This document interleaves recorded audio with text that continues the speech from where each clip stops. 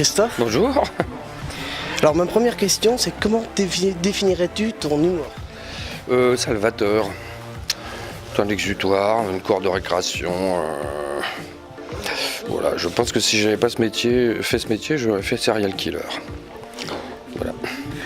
Alors j'ai vu que tu m'as été à ton 8e spectacle, tu fais des pièces de théâtre, cinéma, télé, auteur aussi.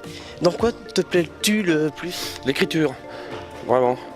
C'est je suis en train d'écrire un roman et c'est ce qui me remplit le plus. Voilà, après la scène c'est une drogue, j'ai besoin du rire des gens, mais ce qui me remplit le plus c'est l'écriture, inventer.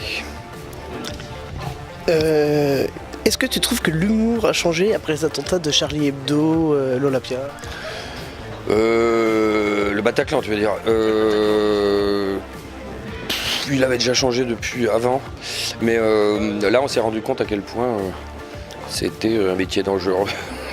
Voilà. Voilà, moi personnellement je n'ai rien changé à ce que je faisais. Au contraire, même j'en ai rajouté.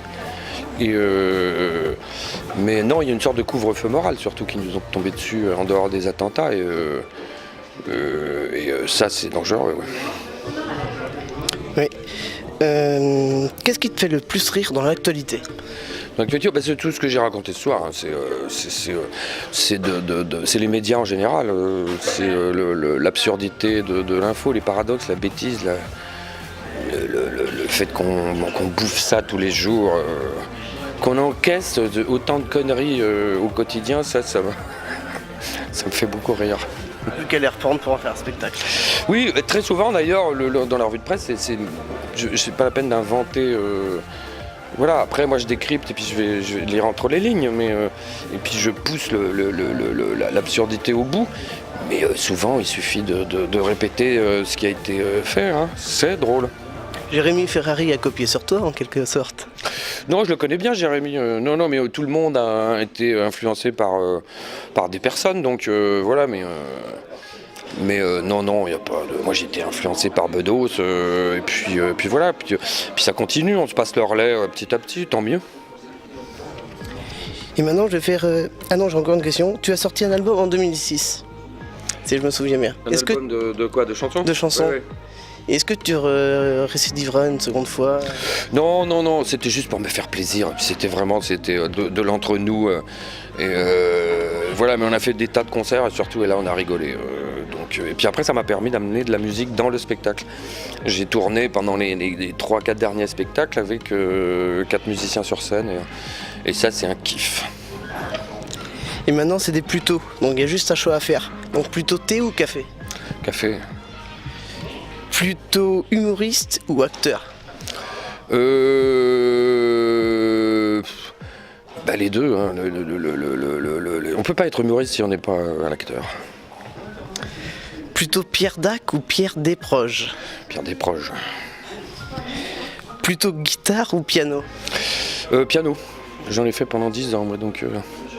T'as un symbole pour toi? Dans le dernier spectacle, c'était le rêve, oui, ça symbolisait parce que j'en ai fait beaucoup, j'avais un petit niveau. Et puis j'ai arrêté pendant longtemps et j'ai repris un piano sur scène dans le dernier spectacle. Et ça symbolise le rêve, quoi, le fait de ne pas lâcher. Moi j'ai toujours rêvé, mon rêve quand j'étais petite, c'était d'être grand concertiste international. Voilà. Bon, j'ai vite compris que j'avais pas le